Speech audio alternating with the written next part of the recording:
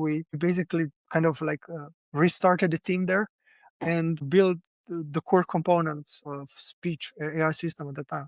If you want to have a voice-driven application that works naturally, you have to understand almost every word.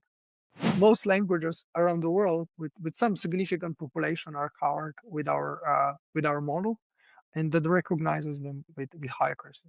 Imagine that you have a human that speaks 60 languages with native accuracy, fluently. This is basically our AI model.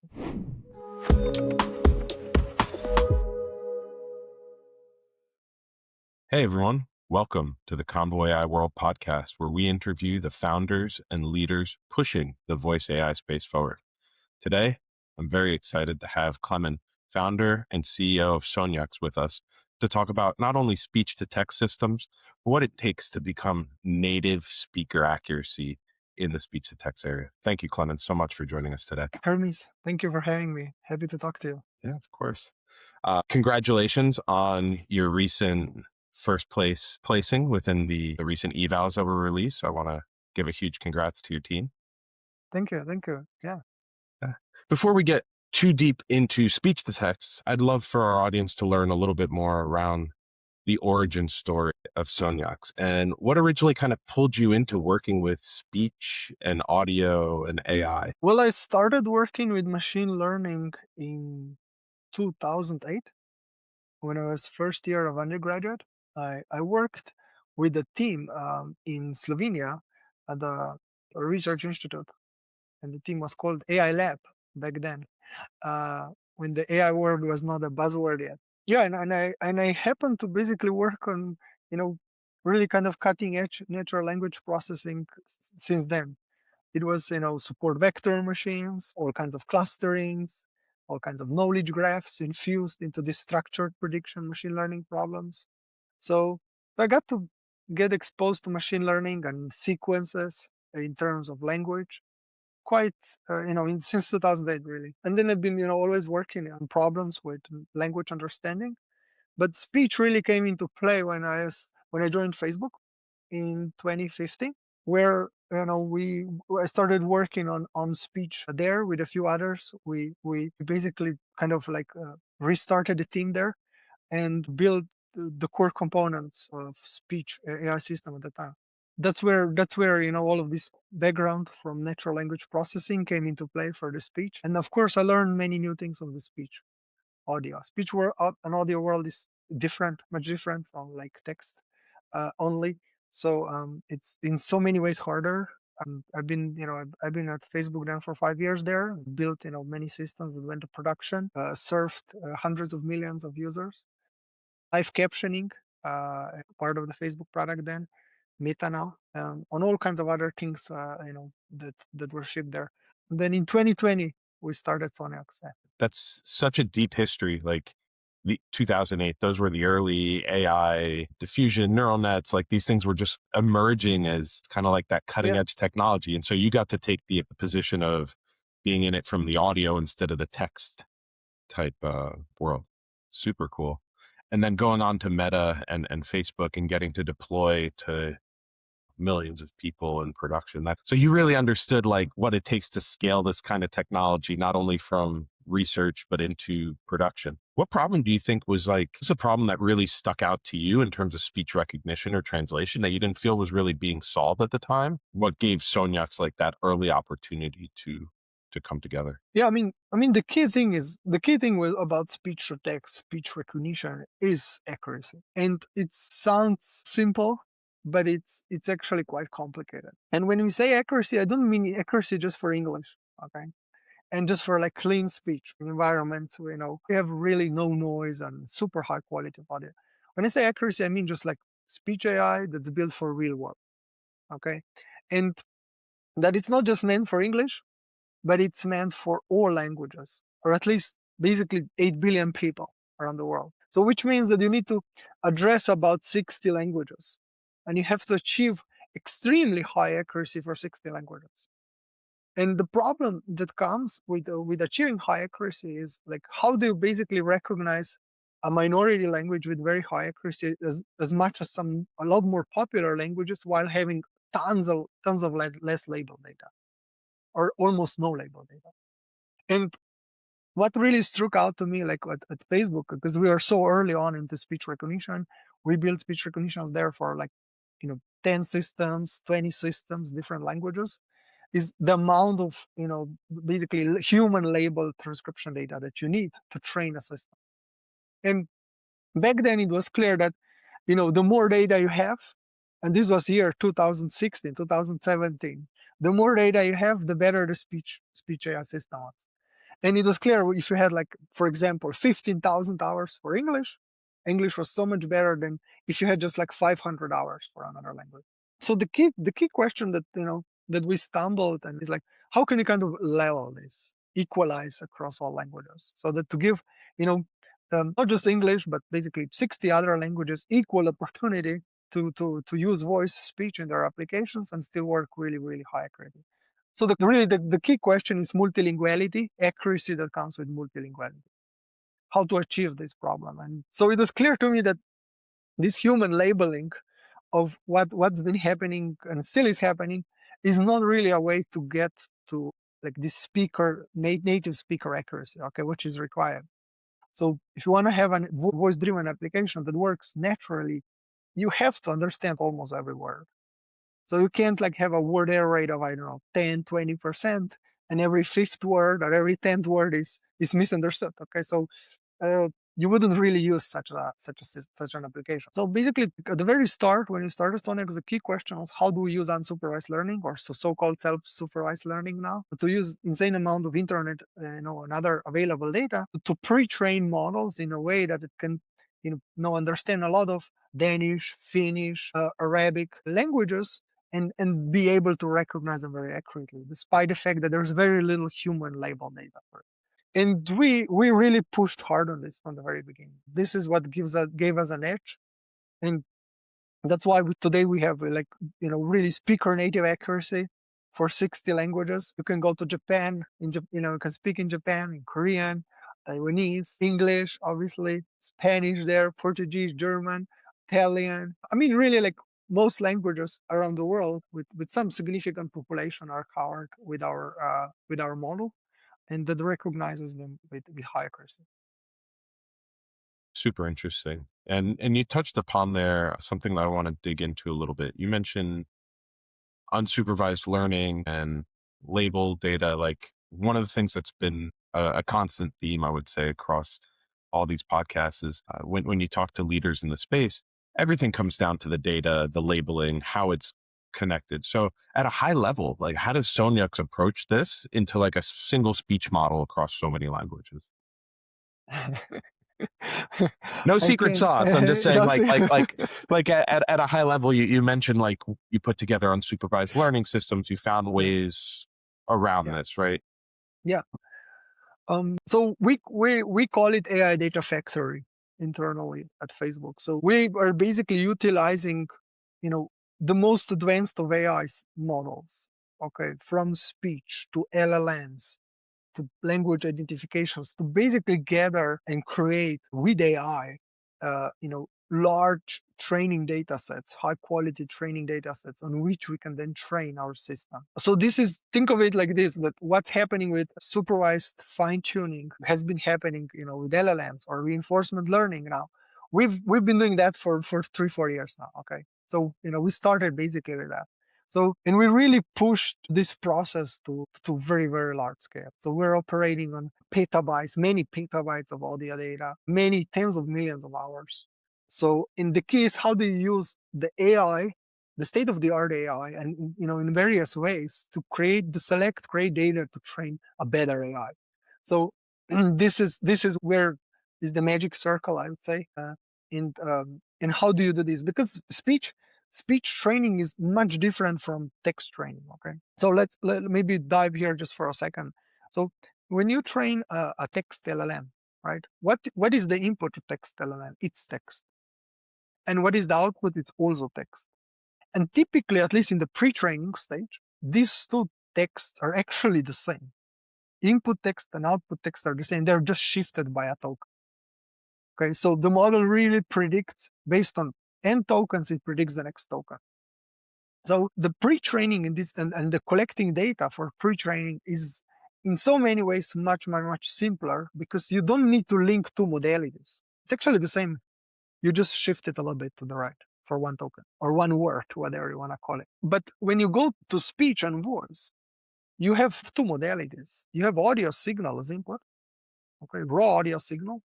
And what is the problem of speech to text? Well, you have to actually predict text tokens, words, text. You don't predict speech. You don't predict the same modality, it's a different modality. And if you go online, you will not find some beautifully created data sets for, let's pick Finnish, where you have a tons of real world Finnish speech and map to text, right? You will not have that. The key is how do you actually create such data sets where you can in map, basically any language to text and then successfully train on. Super interesting. That's the dual modality is definitely the big difference and the bigger challenge. Yeah, and right? It's really the hard part. It's really, really the hard part. When you do this dual modality, there's, I guess, multiple approaches, right? Like you could train a model for every language versus a universal model. And your approach is more the universal single model that understands everything, it sounds like. So why this choice versus multiple models? Yeah, that's a great question.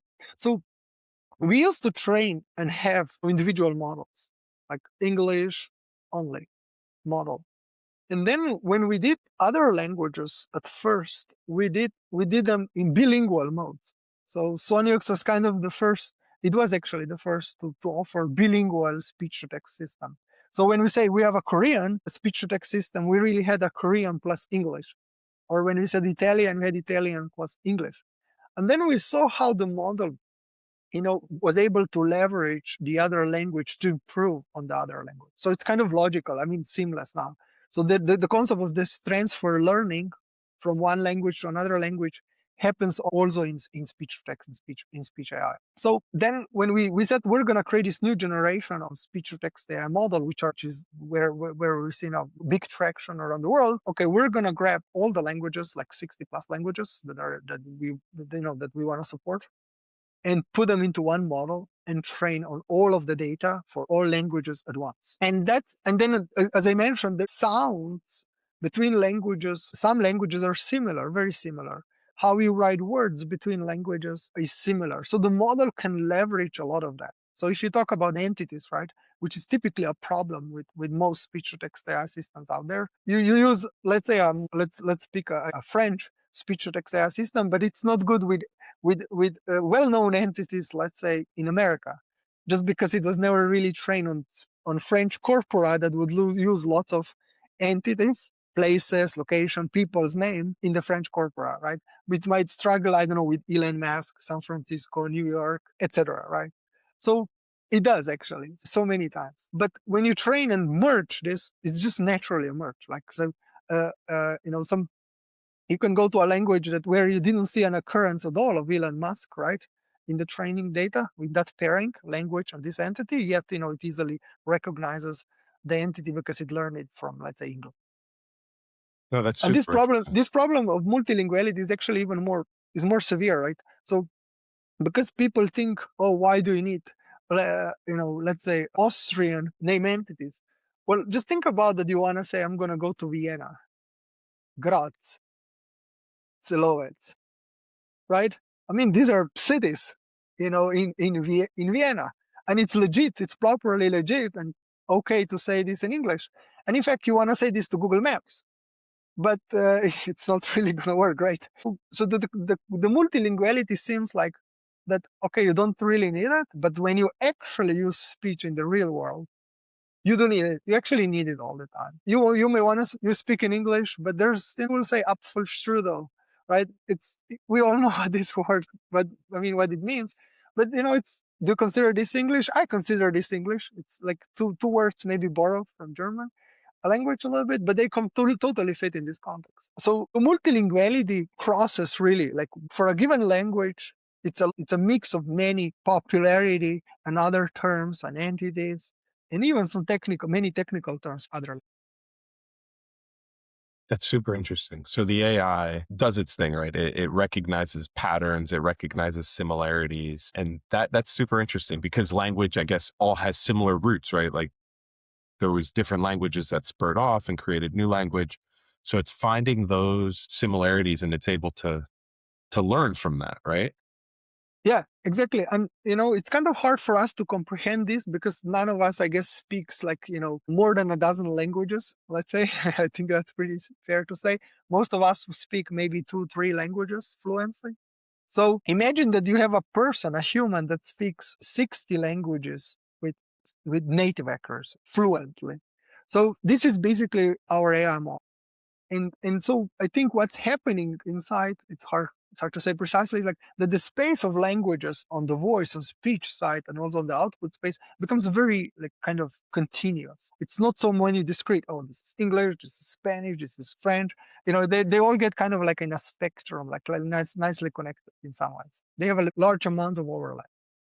Yeah. It blends it together. So no, that totally makes sense. Even as like a Greek speaker, you can see certain words when you hear a native American speaker or English speaker, they're not pronounced the right way versus some native speakers will pronounce them the right way. And so capturing that in a data Exactly. set, that's super cool. What would you say some of the biggest challenges are when you're talking about like this transcription, translation, and real time? So there's a difference between transcription and translation. Yes. Yeah. So maybe we can separate that one out. And there's also like a problem of, offline batch and real time. So these are like kind of two completely different things. We can take them separately if that makes sense. So maybe let's start first with the offline and real. So streaming, low latency is the real time part. So this is another thing that Soniox has been, the best, from very early, from me when we started basically the company. We immediately started working on real time speech to text, okay?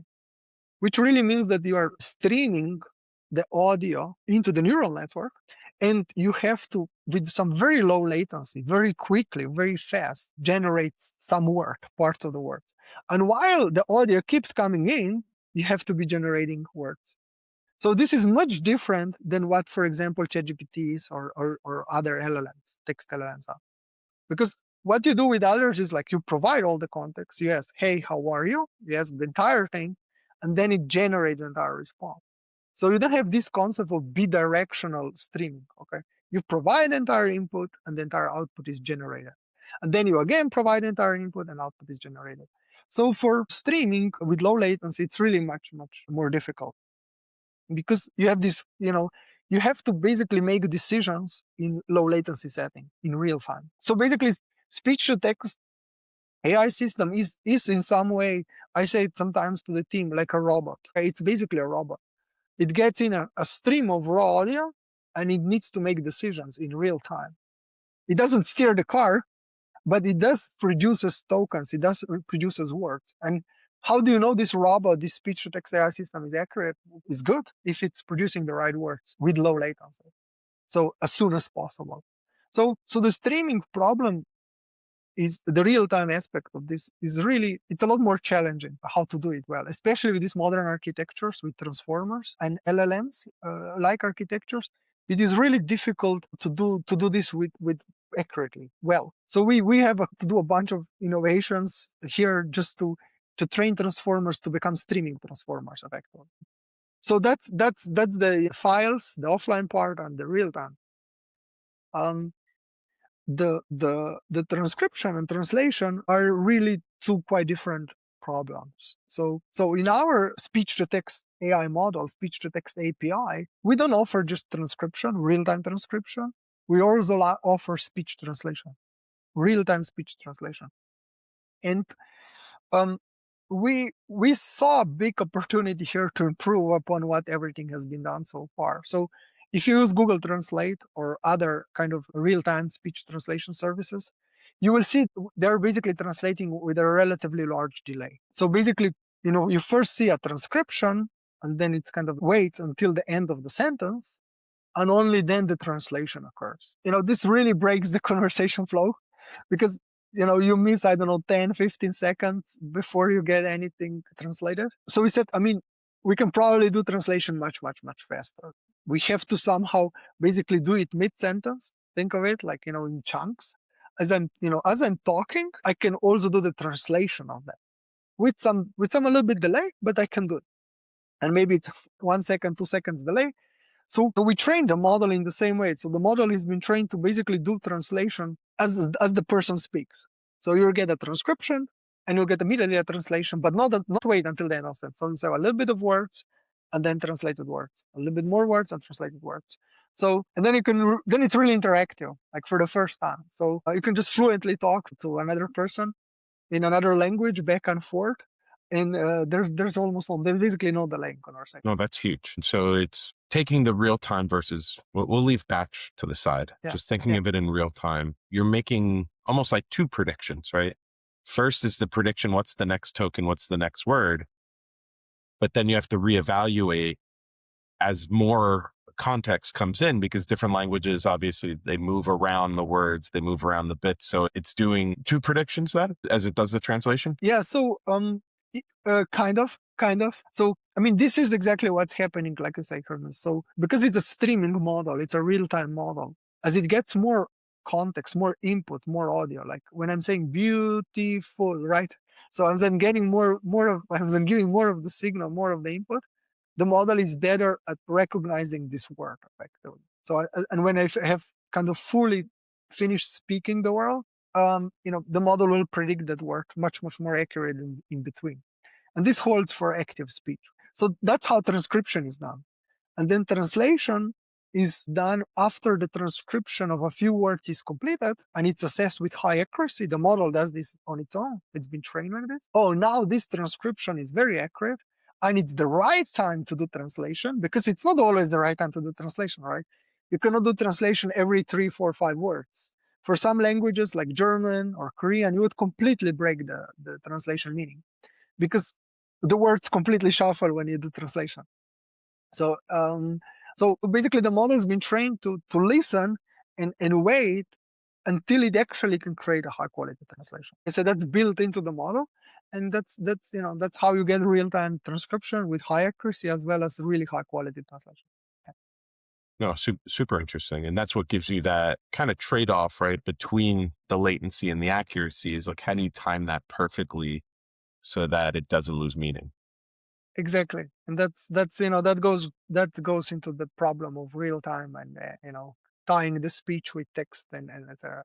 That's huge. Because this is a multilingual model and multilingual people don't always speak in one language, right? How does Soniox handle this like language speaking, right? Because when I speak to my parents, I'll speak in half Greek, half English, whatever the word is shorter or simpler in meaning, right? Yeah. People switch languages like mid-sentence or, just quite often, especially if your native language, if your first language is not just English, then you would switch languages a lot. And at least, between 2 or maybe 3 languages. This happens like all the time. Like you just mentioned, Greek plus English or English plus Greek, however you want to like order it. I mean, this is especially known for Spanish, right? Spanglish or Hinglish, Hindi plus English. And really, you've seen what happened with, with the, K-pop, with the Korean, right? The culture in the last, a decade or so. So, it's become really mixed with English. And so because we have one model that recognizes all 60 languages, we had the ability to basically recognize these language switches at any point. The model handles them automatically. So you can speak in English and at any time just throw in a few Greek words and then continue in English and maybe go to Italian and then French and maybe to Slovene and then to English, maybe Korean, Chinese. So you can mix them. And the model just follows you. Okay, so this is maybe one way to think about why this universal one AI model is so important. It's because it basically really takes away the assumptions about the legacy or the traditional speech-to-text AI, speech AI models. And the more assumptions you take away, and the closer you get to the real world situations, use cases, what's happening with when people speak, the more useful technology becomes. And I mean, we've seen this with ChatGPT, right? So ChatGPT doesn't say, I'm going to type now in English and you can type only in English. You're restricted. No, you can just type in whatever you want. And you don't have just specific task to solve. You can solve any task with this kind of tools. So it's very generic, right? It takes away these limitations of constraints. It's just very universal. And basically the same thing happens here, like, and to tie it back to the language switching, it takes away this assumption that, okay, I'm going to only and strictly speak in this language. And in fact, no, you can just speak in multiple languages and the model will, follow you where you are. That's huge because that's what really makes it feel speaker native, right? Or native speaker. Yeah. You mentioned use cases. So that's, I think, a great segue into the next subject is what use cases or industries are really getting the most value from Soniox? We're seeing the most interest from. There are so many, Hermes. So yeah, I mean, speech and voice is really quite universal technology when you do it right, when you nail it. And I can now confidently say we did something really good, really amazing with our V3 model, with our universal V3 model, and now with our release of V4. So we see the adoption and usage like all around the world. So we're super excited about this, and the use cases pop up, even new use cases pop up. I would say maybe every week or every other week or so. But what would be kind of like the biggest use cases? So one is for sure voice agent. So voice agents is now kind of taking off. So that's a big, and we can talk more about that. That's one big use case. The other big use case are wearables. So smart glasses, pins, watches, they are also taking off. There are quite a few companies now that make very compelling products, smart glasses that you can wear basically all day long, the battery, and they need speech voice interface. And so, we see many of them are being powered by Soniox. Then another big use case is healthcare. So many customers are not just in US, also like in Europe, we see now, and are now leveraging this high accuracy for the healthcare applications. So instead of the doctor, basically, typing, they can dictate or type with their voice. That's one use case. And the other use case is just ambient healthcare AI, where the doctor and patient talk to each other, and the AI listens in the background, and you need again this speech, really accurate speech understanding. Yeah, and there's more. Yeah, there's more. Let's that's huge. Those two, it makes sense. Agents is just exploding left and right. The ability to speak to the AI in your most natural form is exploding. And then healthcare, I can totally see that. There's so many instances where there needs to be a transcription, a record, how did it happen, what happened, what are the notes. It's huge if that helps there, because there's so much time lost to just putting out. It really boosts the productivity of the doctors, of the staff, medical staff, and speech is at the very core of this, optimization process. So when we're talking about, because your models are multilingual, right? How does this real-time translation change the experience for multilingual teams or audiences that are not native to the speaker's language? Yeah, I mean, with our real-time translation, we really broke this language barrier. So now you can have a conference, okay, where you have basically attendees from many different languages. It might not be, so fluent, let's say, in the language that the speaker speaks. It could be even English, people from all kinds of words, they are not necessarily fluent or really comfortable precisely understanding the speaker, even if it's in a popular language like English. And so we see now that some conferences are now being translated into many different other languages with Soniox. And this is live, completely live. As a person speaks, it's giving a presentation. It could be event, conference, whatever. There would be TVs or other kind of projections, to do multiple translations in parallel. So that's something that we've seen. Another thing that we've seen is we've built a mobile app, Soniox, and people often just use it, and they might be at some event or with a family. Maybe I should mention this. Multilinguality, family with multilingual members is another another big use case. I didn't know about this. I guess I wasn't exposed to it, how prevalent it is, but it's actually huge. So people might get married, the partners might get married with two different families with two different languages, and there's no communication between them because they don't necessarily speak the common language. And now we've seen so many examples where they use the Soniox app, the mobile app, and they just converse because real-time translation, bidirectional real-time translation is right there from one language to another, etc. So, um, and and uh, and so this is like really breaking the language barrier experience. Like, it's dear to me because my sister has married into a French family, and she's using it, and she's just had another great experience. No, that's huge. We'll have to use that next time I take my family to visit in Greece. Yeah, you should. Yeah. Let me know. Yeah, no, I'd love I've to been know. using the Yeah. Soniox app. It's amazing. Like I've had multiple times where I travel for work, right? And so you get into a lift, the driver doesn't always speak the language. And sometimes it's a long ride to be sitting there in silence. And I find myself pulling out the Soniox app and using it to be able to like communicate and speak. It's like you said, it breaks down that barrier in a way that 5, 6 years ago, I just like couldn't see being broken down. Yeah. See, another useful fit. Yeah, thanks. Yeah, of course. Speaking of unexpected and creative ways, is there any other way that like you're seeing customers or just people use Soniox that maybe you didn't even imagine? Yeah.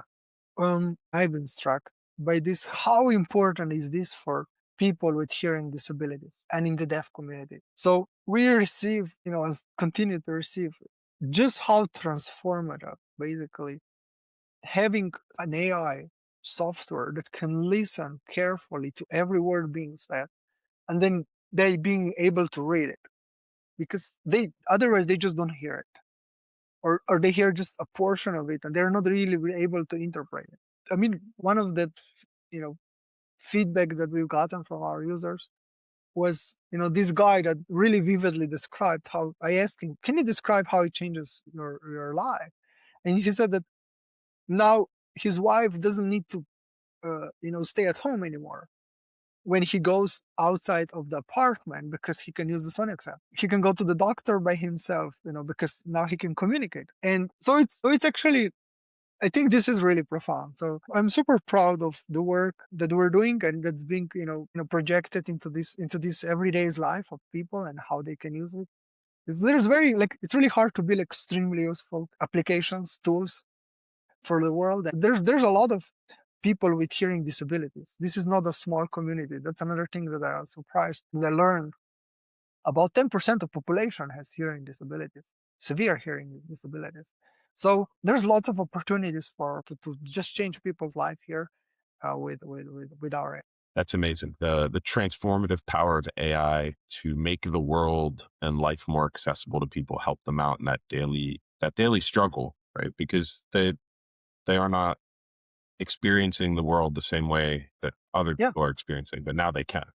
That's huge. So earlier in our conversation, you mentioned apps like Google and their translation app, and I've ditched that to go over to Soniox for my translation. But how do you see this in the competitive landscape? Like, how do you compare yourselves? I know Google is kind of Google, but Soniox, you guys are disrupting in this area. How do you think of Soniox's position and where it's really going to go competing with these larger providers? From my experience so far, companies, developers, companies that are serious about building voice speech powered applications, they choose the best provider. Actually, they really want to choose the best provider because otherwise it just doesn't work. So if you choose, let's say, Google for most of the languages, it will just not be there compared to Soniox. You will not be able to build that application. You will not be able to go and serve the market or build the product that you want to build. So there's the accuracy, okay? As I said, as simple as it sounds, it's actually really hard to achieve. And so there's a lot more to do here. I don't think we're done just yet, okay? So, and we have like I would say we probably have the best, if not one of the best, if not the best speech AI team in the world. And so we have more to build here. And it's not just speech to text. So there are other, problems to solve. We related with voice, speech, and voice agent experiences. And this market really, as I said, just started, right? Like if you think about touch screens, right? How they moved from, we used to have keyboards. So we used to have keyboards before touch screens came out. And now touch screens are everywhere, right? So, they're in the car, they're in the kitchen appliances, obviously the phone, the laptop, etc. The same is going to happen with voice. I think voice will be ubiquitous. It will be really everywhere. There's a lot of opportunities here to build a big, great company. And the key is to focus and solve the right problems. And these are really hard problems to solve, where a small focused team can outcompete, any other really team. So I'm pretty confident, about future of our, core AI technology and the advantage and where we can take the company. Yeah. Oh, that's huge. And you're right. A smaller team is always much more nimble. You can adapt, right? And as a team, you also need to make choices and prioritize development. So for your team, is it driven by customer demand? Is it driven by a foresight into where the market is going? Is it a mix of both? How do you kind of like make that prioritization on where to focus? Yeah, this is really hard, Hermes. Yeah. and we don't have to answer it if you don't want to go into that one, because that one is kind of like a tricky balance, right?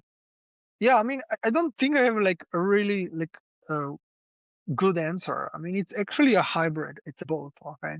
So, and it's a lot about the intuition and the future, the vision that you have for the product, for the speech voice interactions, particularly.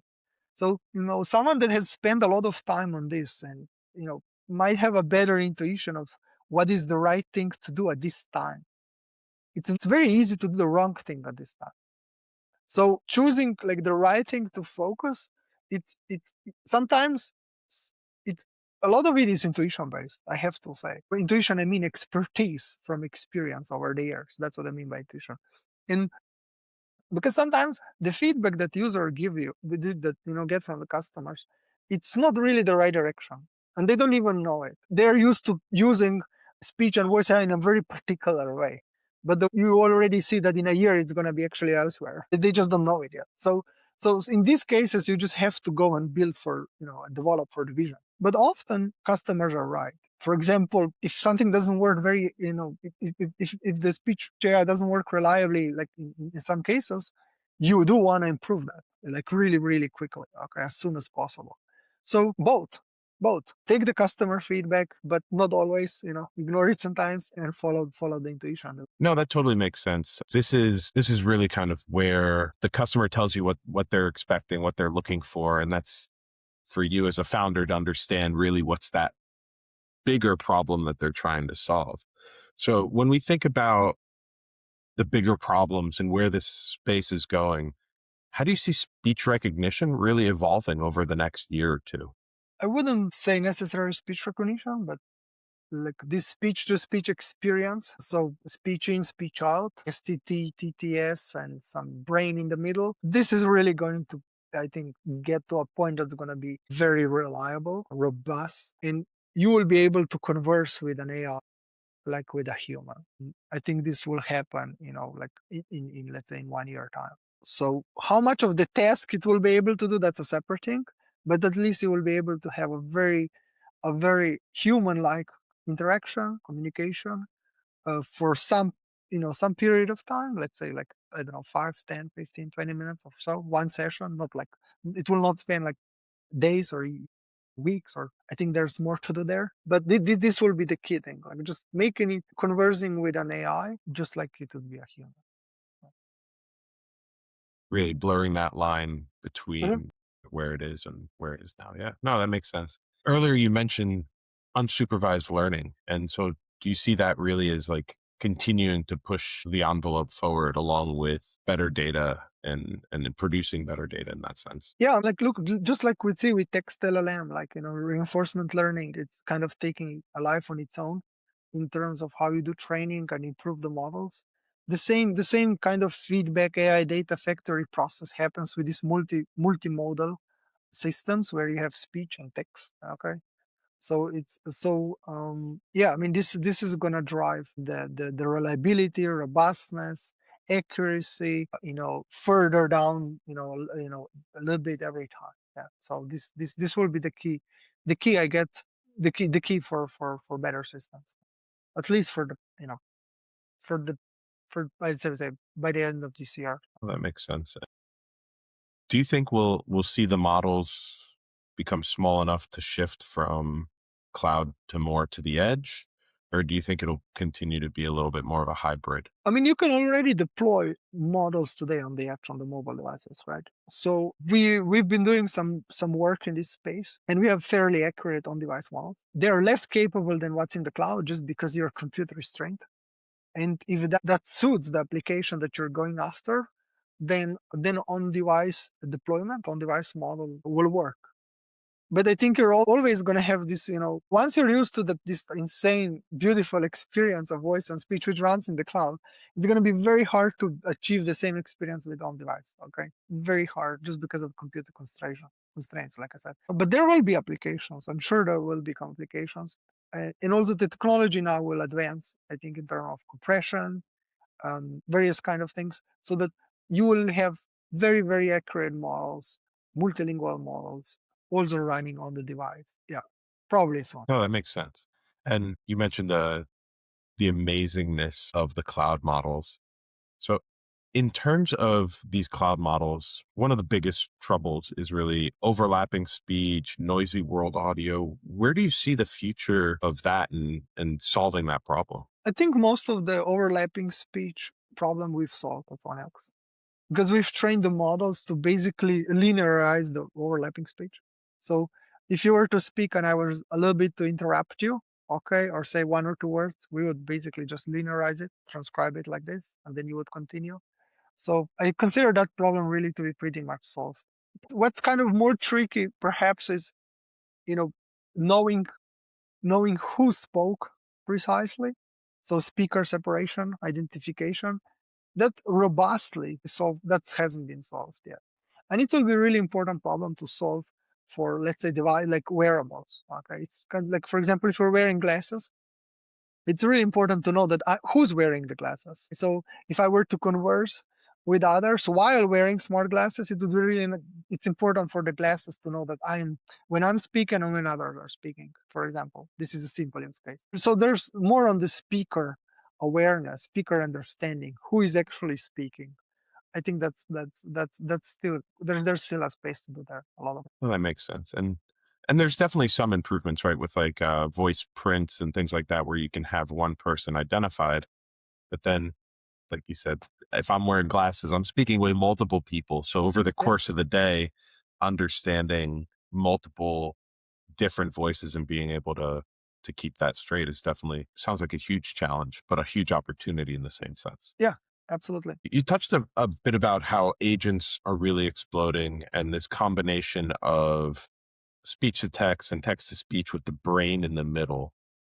Where do you really see that future going? Do you see them continuing to be cascading models that outperform all in one, or do you slowly start to see those come into like completely multimodal? Yeah, that's also a good question. So let me answer like this. I believe that robustness, reliability of voice speech experience is actually the most important thing. And we hear this over and over from our customers. So the reason so many companies are switching over to Soniox using Soniox is because we are really robust and reliable. Like, for example, like alphanumerics, emails, numbers, phone numbers. You cannot get a number one single digit wrong. It's just game over. So when we talk about accuracy, right, this is like one single digit accuracy is everything, really. Like one conversation with a in a customer experience. So robustness and reliability is a must have to go to this automatization process with voice agents. So I think that for a while we will still see the three cascading approaches: speech to text, text to and TTS, because each of these components, nailing them to like 99.9 reliability, is really essential. So I predict that we will still see the three components for quite some time until we're really able to train end to end with this really highly reliable, accurate experience, product experience, which will definitely happen, no question. It is a harder problem to do. I think from my perspective also as an engineer, you solve first these individual components, link them in a very smart way. You can link them in a very smart way together. Today, there are frameworks out there that you can build really powerful, seamless voice agents already, like PipeCat or LiveCat. So I don't think there's actually anything wrong with the three-part system. It is maybe perhaps less powerful in some ways. Robustness and reliability and accuracy will take first place for, I think, our That makes sense. And we see it with our own Agora's conversational AI engine framework, where you can put in Soniox and get that cascading flow. The cascading definitely has that, feels like the better accuracy, better timing almost than the all-in-ones, because it's, as you said, the stream is coming in, it's making the predictions, it's streaming out the text. That little extra bit of stream and low latency buffer really pushes forward on the agent. So I am curious to see how much better each component can get. Like you said, if you deploy it all together on the same prem, there's certain ways that you can link it and get something that feels very, very low latency accurate. Yep. And there's an opportunity here for, as I said, a company that owns all these three components with very high accuracy, reliability, robustness, fidelity, to make voice agents like this, come to life. Well, Klemen, we're getting to the top of the hour. I know you're a very busy person, so I thank you so much for your time. I have one more question, and this is a bit more of a wild card. If you weren't Okay. really working on uh, real-time transcriptions and translations and speech to text with Soniox, what other voice AI problem do you think you'd be excited about to look in and try and solve? I mean, we are solving the whole voice AI problem. Maybe speech to text seems just one part, but it's really more than that. So I think we're solving the speech AI problem, the let's call it the voice part of the brain, at Soniox. So maybe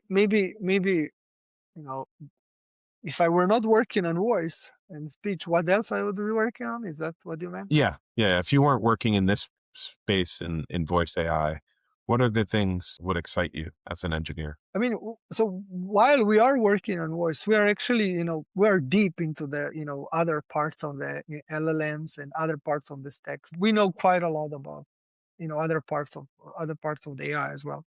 Um, I would be really interested in probably in like more researchy stuff. How to make AI that can explore new things like self-learning over a longer period of time. I've been always interested in this and have done a little bit of research at Facebook as well on this.